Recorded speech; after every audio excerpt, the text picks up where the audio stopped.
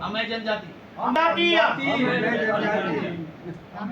जनजाति एकता जिंदाबाद जिंदाबाद जिंदाबाद जनजाति एकता जिंदाबाद जिंदाबाद जिंदाबाद जनजाति एकता जिंदाबाद जिंदाबाद जिंदाबाद हम लेके रहेंगे हम लेके रहेंगे हम लेके रहेंगे हक है हमारा हक है हमारा जनजाति जिंदाबाद जिंदाबाद जिंदाबाद गढ़वाली समुदाय जिंदाबाद जिंदाबाद जिंदाबाद कुमाऊनी समुदाय जिंदाबाद जिंदाबाद जिंदाबाद गढ़वाल कुमाऊं जिंदाबाद जिंदाबाद जिंदाबाद आज दो अभी दो जनजाति का अधिकार दो आज दो अभी दो जनजाति का अधिकार दो आज दो अभी दो जनजाति का अधिकार दो छोटी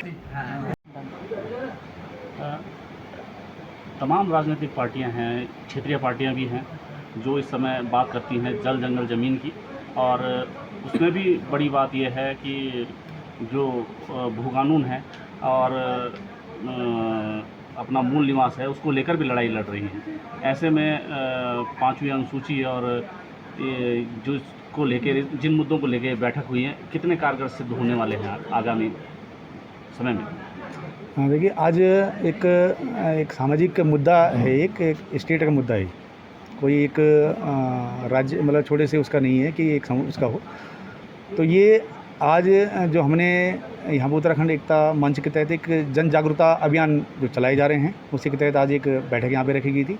और राजनीतिक, आपने बोला कि राजनीतिक पार्टियाँ हैं, कोई बोला जल जंगल ज़मीन, कोई कुछ, लेकिन देखिए जल जंगल ज़मीन आपको कब मिलेगी? जब आप उसके हकदारी होंगे। और हकदारी कब हो पाएंगे?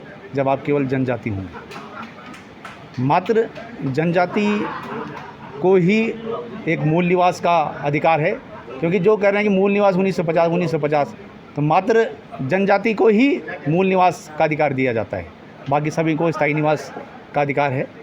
और साथ में यदि जनजाति, जैसे आपने जब भी देखा होगा कि अभी हमारे उत्तराखंड प्रदेश में और जहाँ हम पौड़ी गढ़वाल में हैं, अभी आप लोगों ने एक मुद्दा देखा था 144 नाली वाला, वो भी चढ़ा है। उसके बाद भी कई लोग गए वहाँ पर, उन्होंने बोला भू कानून हमारी ज़मीनें बिक गई, ये गई। लेकिन केवल उन्हीं जगह जहाँ जनजाति का कानून है वहाँ की ज़मीन कोई दूसरा बाहर का आदमी नहीं खरीद सकता है। तो इसलिए हमारी मांग जो चल रही है जनजाति वाली, देखिए फिर शेड्यूल उसके बाद जनजाति यदि हमें मिल जाएगी तो हमारे बच्चों को कई चीज़ें के फ़ायदे हैं उसमें। जल जंगल ज़मीन पे हमारा अपना भी हो जाएगा, तो भू कानून आपका ख़त्म हो गया, यहीं पे मूल निवास आपका ख़त्म हो गया कि हम जो मूल निवास मांग रहे हैं, क्योंकि जनजाति हैं तो मूल निवास हम ही वहाँ के हैं, हमें सभी अधिकार प्राप्त होंगे। और मात्र जनजाति घोषित करने वाले, देखिए हम किसी से मांग नहीं रहे हैं। जैसे आज के वक्ता कई लोग वक्ता ने बोले कि जैसे हमने उत्तराखंड लिया, लेकिन उत्तराखंड हमने कहाँ से मांगा? उत्तर प्रदेश से।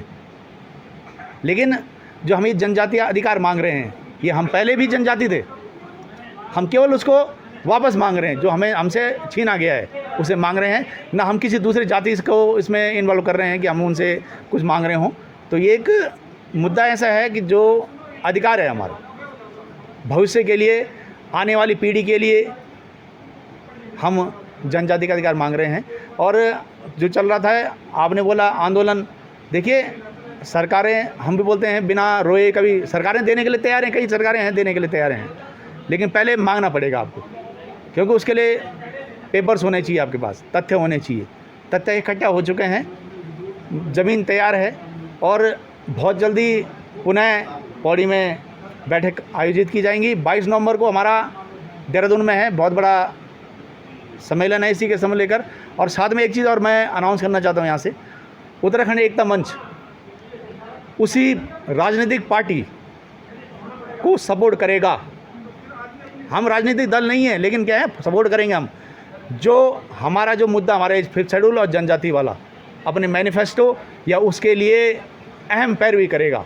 जो ये वादा करता है, या अभी भी जो सरकार है, यदि वो पहले ही बोल देते कि हम करेंगे इसको, तो हम उसी सरकार या उसी राजनीतिक दल को सपोर्ट करेंगे जो हमें जनजाति का अधिकार देगा। साथ में हमें हमारे जो पर्वतीय क्षेत्र है, गढ़वाल कुमाऊं क्षेत्र, वहाँ पर 5th शेड्यूल को लागू करेंगे।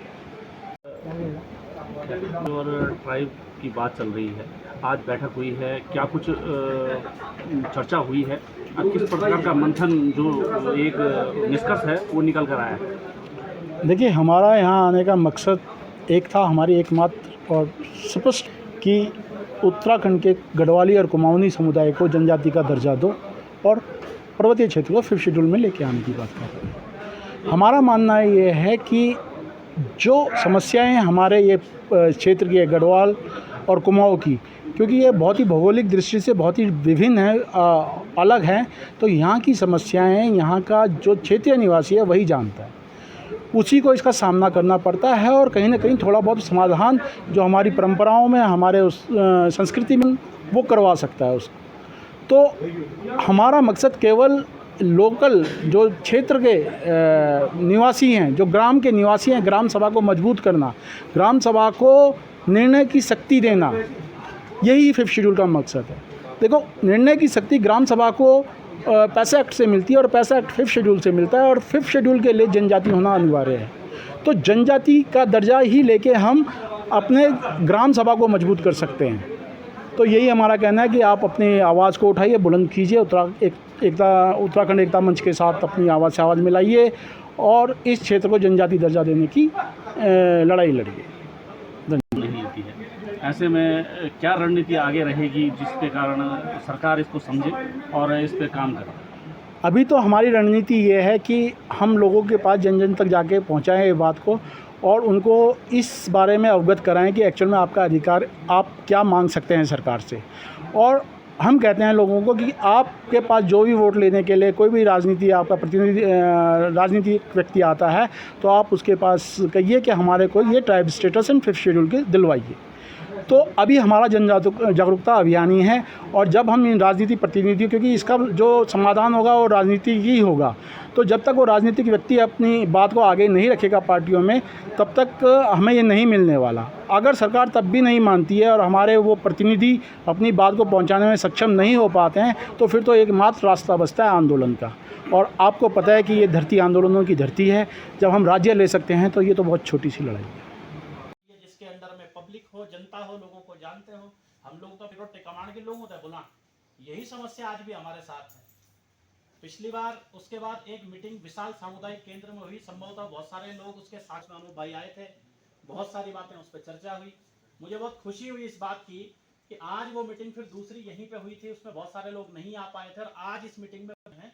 तो मुझे लगता है कि एक दिन रामलीला मंच पे बोला जा सकता है 5th शेड्यूल पे, लेकिन मैं जो कि गांव ग्रामीण आदमी हूँ, गांव में रह रहा हूँ, तो गांव बसाने के लिए समाज नीति के जो द्वेष भावना है, तमाम सब लोगों को एकजुट करने के लिए एक सूत्र है ये, उसमें पिरोया जा सकता है। अगर 5th शेड्यूल के लिए हम पौड़ी से आंदोलन करें, उनके गवाह भी हम लोग सारे यहाँ पर हैं, यहीं से शुरू हुआ था, जो कुछ होता है यहाँ से होता है।